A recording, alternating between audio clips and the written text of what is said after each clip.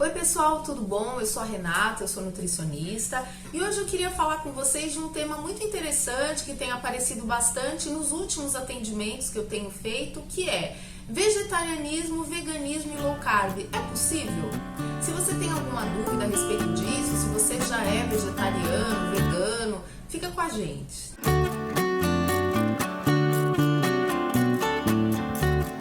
Bom pessoal, então assim, primeiro seria importante a gente falar um pouquinho, né, o que motivou esse vídeo aí sobre esse tema. A gente tem percebido nos atendimentos de consultório que as pessoas na faixa aí de 20 até 30 anos, elas têm aderido a um modo de vida vegetariano com vistas a veganismo, ou seja, elas estão retirando os alimentos de origem animal progressivamente, começando com as carnes vermelhas, né? Muitas vezes a pessoa fica só com um peixe, depois ela tira o peixe e fica com laticínios e ovos. Só que o grande objetivo dessas pessoas muitas vezes é eliminar totalmente os alimentos de origem animal, tá? Quais seriam os motivos? Tem questões ambientais, filosóficas, né, uma preocupação com o sofrimento animal, sustentabilidade, enfim, uma série de razões que não cabe a nós aqui como nutricionistas avaliar, mas sim tentar orientar essas pessoas em relação a uma alimentação adequada dentro dessa proposta de vida.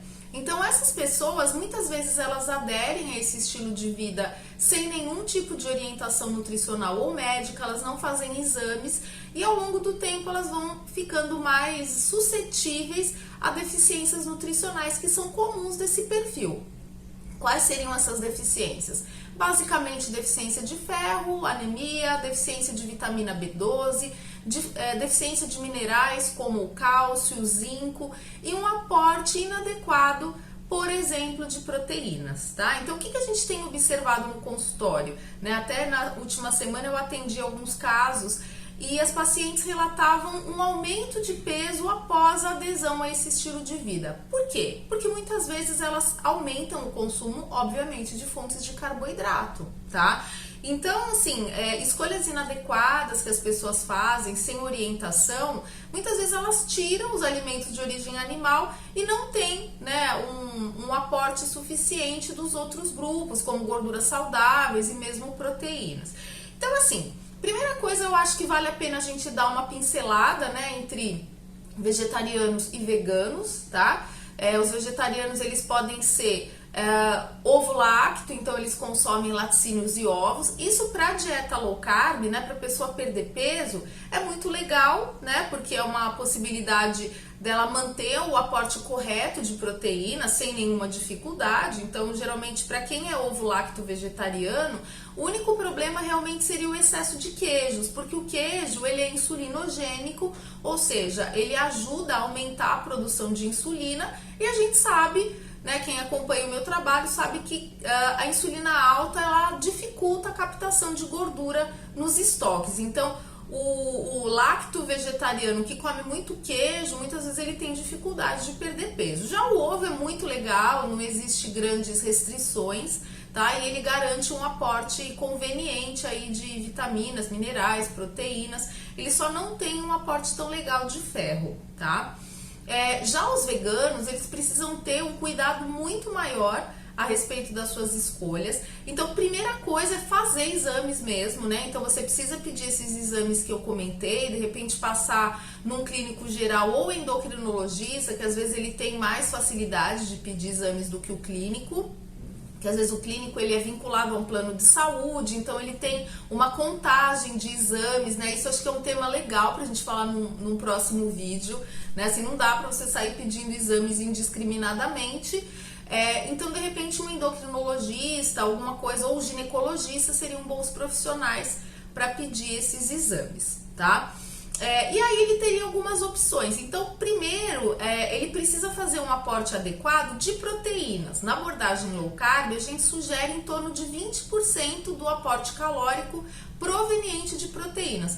quais seriam as proteínas de origem vegetal que seriam aceitas na abordagem low carb? Basicamente, a gente teria os cogumelos, né, todos os cogumelos, shiitake, shimeji, e a gente também teria as castanhas e oleaginosas, gente. Porém, se você fizer um low carb vegano, não tem jeito, você vai precisar utilizar proteínas de outra origem. Então, por exemplo, leguminosas como ervilha, lentilha, grão de bico. Então, você pode fazer uma série aí de preparações, então bolinhos, almôndegas, hambúrguer, com essas proteínas. Lembrando que esses alimentos eles não fazem parte da low carb tradicional, mas não tem opção. Você vai precisar de proteína e ferro, você vai precisar de leguminosas.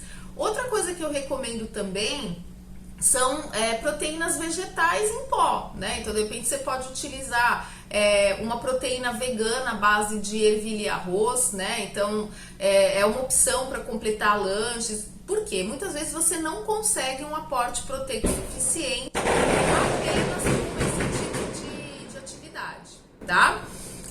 E outra coisa que a gente precisa prestar muita atenção também é a questão de orientações erradas, né? Muitas vezes as pessoas que são veganas, elas acabam fazendo parte de comunidades, de grupos de Instagram de pessoas veganas, e esses grupos, eles trazem informações totalmente inadequadas. Por exemplo, brócolis é uma ótima fonte de proteína. Não, né, gente? Assim, vegetais, eles são fontes basicamente de água, fibra e algumas vitaminas e minerais. Eles não são considerados fontes de proteína. As fontes de proteína de origem vegetal realmente seriam as leguminosas ou uma combinação de cereais e leguminosas. É que os cereais, eles não são, né, não fazem parte da estratégia low carb, tá? Outra dica super legal que eu dou para vocês, entrem no site da Sociedade Vegetariana Brasileira, eles são extremamente adequados nas orientações, eles deixam muito claro, por exemplo, que a B12 de qualquer pessoa deveria ser acima de 400 e não acima de 200, como os exames indicam pra gente. Então, B12 muitas vezes precisa de suplementação, precisa de injeção, às vezes você precisa passar no médico, e isso vale para todos os outros exames, tá? Mas logicamente, principalmente se você é vegano e quer emagrecer, quer fazer low carb, você vai precisar procurar um profissional de forma presencial para uma orientação personalizada. Tá bom, pessoal? Então eu agradeço pelo carinho, acompanhem nossos vídeos, deem esse like no canal, divulguem para os seus amigos. Até mais!